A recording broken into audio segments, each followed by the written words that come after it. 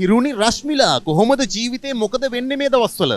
ජීවිතේ හොඳයි. ඉතින් අවුලක් නැහැ. ෂේප් එකේ මේ ජොබ් එකක් කරගෙන ජීවිතේ ප්‍රශ්න තියෙනවා. ප්‍රශ්න අමතක වෙන්න තමයි ගොඩක්ම මේ ජොබ් එකට ආවේ. ජීවිතේට ආව ප්‍රශ්න අමතක කරන්න තමයි ජොබ් එකට එන්නේ. දැන් කියන්නකෝ ඔයාගේ විස්තර ටිකක්. මගේ ගෙවල් තියෙන්නේ අඟුණුකොලේ. මම අඟුණුකොලේ ජීවත් වෙන්නේ. මගේ පවුලේ ඉන්නවා අක්කයි තාත්තයි දෙන්න තමයි හැමදේම.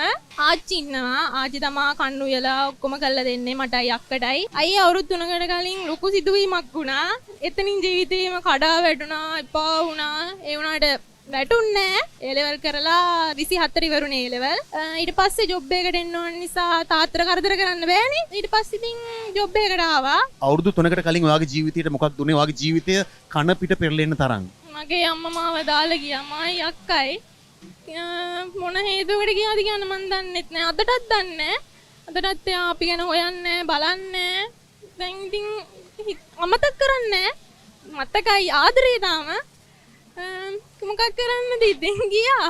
අම්ම වෙනස් වුන්නේ නෑ. ඒ වුණාට ටික දවසකට ඒ කියන්නේ යන්න ටික දවසකට කලින් වගේ පොඩි පොඩි වෙනස්කම් තිබ්බා.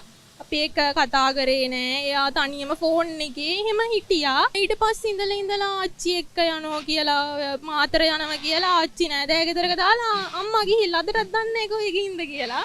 අපි හෙව්වා මම නෙවෙයි තාත්තා පිස්සෙක් වගේ අම්ම හෙව්වා අඬ හොස්පිටල් ගානේ උදේ 4ට 5ට ගියා. හෙව්වා ඒ වුණාට ඉතින් හම්බුන්නේ නැහැ. තාත්තා හිතුවේ අම්මට ඇක්සිඩන්ට් එකක් වෙලා හරි මොකක් හරි කියලා කොහොම හරි හොයාගන්න බැලුවා. ඒ වුණාට හම්බුන්නේ නැහැ. සතියකින් වගේ කෝල් කරා අපේ ගෙදරට. කෝල් කරලා කිව්වා මං ආයේ ගෙදර එන්නේ නැහැ. බලාපොරොත්තු වෙන්නත් එපා.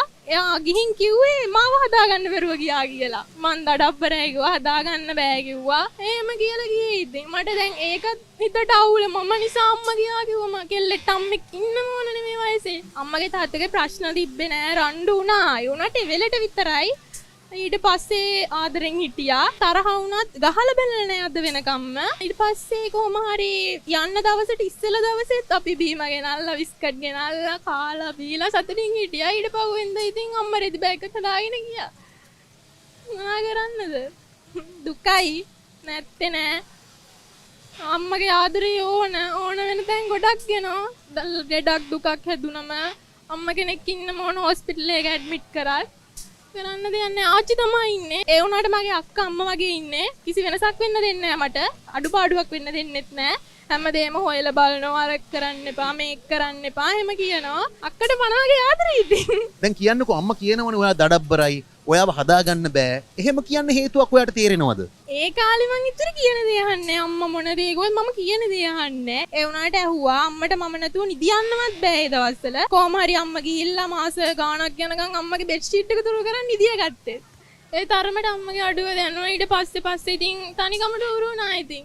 තාත්තයි අක්කයි දෙන්නම ආදරේ. ආච්චිත් ආදරේ මට. ඉන්නවා ඉතින් ඒ තුන් දෙනාත් එක්ක දැන්. අම්මව අමතක කරන්නේ නැහැ. අම්මට ආදරෙයි. අම්මා කවදක හරි ආවත් මම සලකනවා ඉතින් අම්මව අමතක කරන්න බෑනේ. අම්මා ගියාට පස්සේ ඔයාට අක්කට ආච්චිට තාත්තට සමාජයෙන් මොන වගේ ප්‍රශ්නද ආවේ? ඔව් අයියා ප්‍රශ්න ආවා නෑ කියන්න බෑ. අම්මා මෙහෙම ගිහිල්ලා අරම ගිහිල්ලා ගමේ කට්ටිය කිව්වා කතා කිව්වා. ඒ වුණාට ඉතින් අපි ගණන් ගත්තේ නෑ ඕවා. අක්කයි මමයි දැන් හොඳට ඉන්නවා ගමේ මවුලක් නෑ. කවුරුත් ආදරේ දැන් ගමේ කට්ටිය. අම්මා නැති අඩුව දැනෙනවා. ගොඩක්ම දැනෙනවා හිතට. අම්මා ඉන්න මොන වයසකද මම හිතන්නේ ගියේ. අපි දැන් ජොබ් කරනවා ඉගෙනගෙන තියෙන්නේ අම්මට ගෙදරට වෙලා සලකන්න විතරයි අපිට තියෙන්නේ. අම්මට ජොබ් කරන්න කියලා නෑ කවුරුවත්. තාත්තවත් කියලා නෑ මංවත් කවුරුවත් අක්කවත් කියලා නෑ.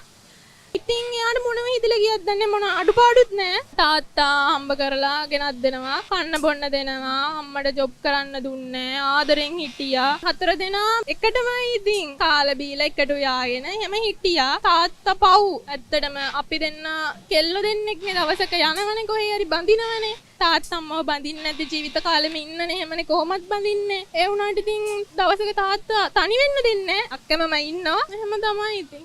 ආදරේ. හිනා වුණාට S2 ඔයාගේ මූණ ඉරියව්වල ඒ හදවතේ තියෙන දුක ලියවිලා තියෙනවා. දැන් කියන්නකෝ තාත්තට මොනවද මේ වෙලාවේ කියන්න තියෙන්නේ? තාත්තට වනාගේ ආදරේ. තාත්තව ආදාවත් තනි කරන්නේ නැහැ. තාත්තා තමයි මුළු ජීවිතේම අවුරුදු ගාණක් ඉගෙනුවා. උගන්වන්න තමයි තාත්තා අක්කට එමට උගන්වන්න තමයි ගොඩක් මහන්සි වුණේ. අදටත් මහන්සි වුණේ කියන්නේ. අදටත් අරක ඕන තාත්තේ මේක ඕන තාත්තේ ඕන අතේ සල්ලි නෑ කියන්නේ. කොහොම හරි හොයලා දෙනවා. පුතේ අද නැති වුණත් පුතේ හෙට දෙන්නම්. එහෙම කියනවා. තාත්තා ඉතින් කවදක හරි බලා ගන්නවා ඉතින්. තනි කරන්නේ නෑ ජීවිතේට. අක්කයි මමයි කොහමත් තාත්තට ආදරේ. ගොඩක් ආදරේ. එච්චරයි. අම්මට මොනවද කියන්න තියෙන මුළු ලෝකෙටම ඇහෙන්න ඔයාගේ හදවතේ හිර වෙලා තියෙන හැමදේම කියන්න අද ඔයාට අවස්ථාව තියෙනවා. අම්මා කොහේ හරි ඇති මන් දන්නව කොහොමද කායික ඉන්නවද මොනා කරනවද කියලා දන්නේ නැහැ. අම්මා කොහේ හරි නම් මේ වීඩියෝ එකත් බලාවි එදාට හරි හිත උණු වෙයි උනට එන්නේ කියලා මම දන්නවා. අම්මේ වනති අඩුව කොටක් දැනෙනවා. තාත්තා පව් එයිවා තාත්තා තනි කරලා ගියේ. අපි දෙන්නත් පව් ඇත්තරම කිව්වොත් අම්ම නැති අඩුව දැනෙනවා. අපි දෙන්නට ඒ උනාට අක්කයි මමයි බැලන්ස් කරගන්න මේක අක්කගේ ප්‍රශ්න මට කියනවා මගේ ප්‍රශ්න අක්කට කියනවා. ඉන්න තැනක හොඳින් සතුටින් පරිස්සමෙන් ඉන්න.